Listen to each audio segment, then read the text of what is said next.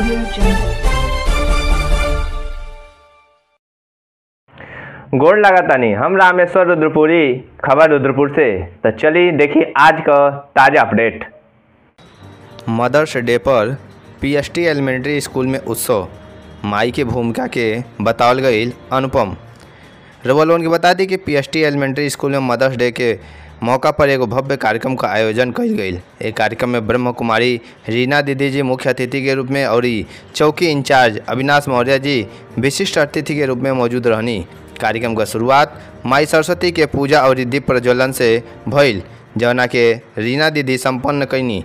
सरस्वती वंदना शिवांगी त्रिपाठी गैली और आरोही ग्रुप द्वारा स्वागत गीत पेश कइल गई। मुख्य अतिथि रीना दीदी जी कहलनी कि माई के जगह दुनिया में सबसे ऊपर होला। माई ही बच्चा के पहला पाठशाला होली जे ओकरे संस्कार, शिक्षा और विकास देली। माई के बिना निमन समाज के कल्पना ना कइल जा सकेला। विशिष्ट अतिथि अविनाश मौर्य जी कहनी कि माई के समर्पण, त्याग और ममता से ही बच्चा निमन नागरिक बनेला। वो सब माई लोगन के प्रेरणा से स्रोत बतौनी। विद्यालय के ओर से वो माई लोगन के सम्मानित कइल गए जिनका बच्चा स्कूल ड्रेस में समय से आवेला, होमवर्क पूरा करके लावेला और तरह तरह के गतिविधियों में भाग लेवेला। अलग अलग खेल भी आयोजित कइल गई जौने में माई लोगन के बढ़ चढ़ के हिस्सा लेनी और पुरस्कार भी जीतनी लोग।